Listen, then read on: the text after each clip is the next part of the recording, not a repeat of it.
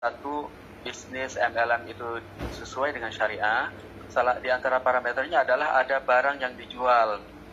Jadi bukan kamuflase, tapi memang ada. Kemudian yang kedua, setiap downline atau upline dia tidak serta-merta dapat, tetapi ada poin yang harus didapatkan. Nah itu kan di HNI ada sistemnya gitu.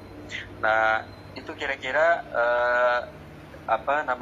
beberapa rambu-rambu di fatwa DSM. Itu yang pertama.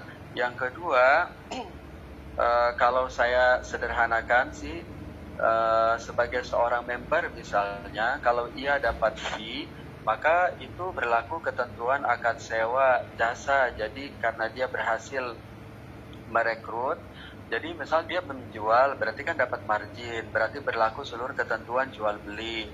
Kalau dia mendapatkan fee, berarti dia atas jasa skillnya. Kalau dia dapat melampaui sekian, maka yang dia dapat adalah reward, maka akadnya adalah ju'alah.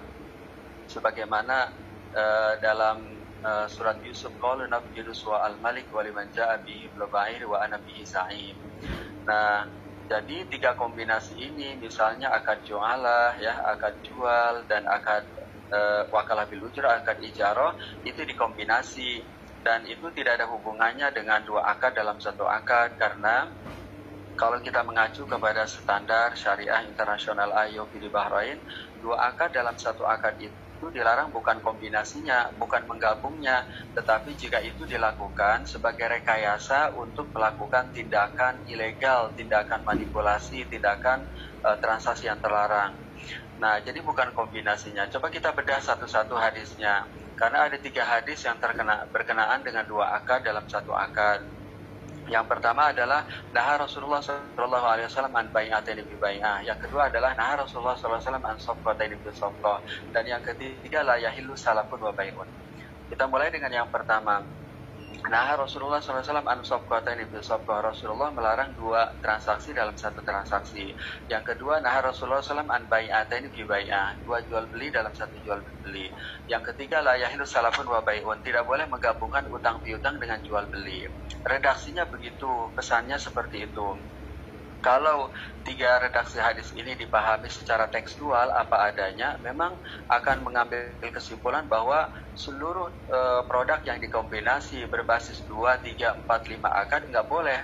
Ya berarti memang asuransi nggak boleh, pegadaian syariah nggak boleh, bank syariah nggak boleh, jual beli counter HP di lapangan dengan syarat ada jaminan garansi juga nggak boleh, karena setiap ada kombinasi. Nah, tapi sesungguhnya kalau kita melihat maqasid, latar belakang, target di belakang hadis ini termasuk merujuk kepada otoritas fatwa internasional, maka sesungguhnya yang dimaksud bukan kombinasinya, tetapi motifnya, targetnya.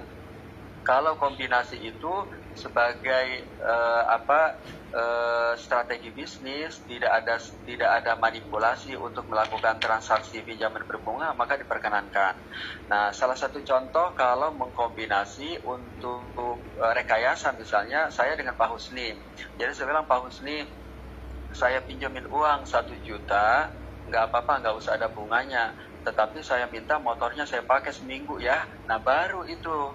Jadi bukan di penggabungannya. Jadi saya ngomong ke Pak Husni nggak ada ribanya, tapi buktinya saya pakai motornya pakai syarat. Nah baru itu namanya 2 akad dalam satu akad yang dilarang. Tapi kalau 2, 3, 4, 5 akad digabung jadi satu untuk memenuhi aspek bisnis nggak apa-apa. Di asuransi 3 akad, pegadaian syariah 3 akad, produk pembiayaan motor, rumah dengan skema murabahah juga melibatkan 2 akad.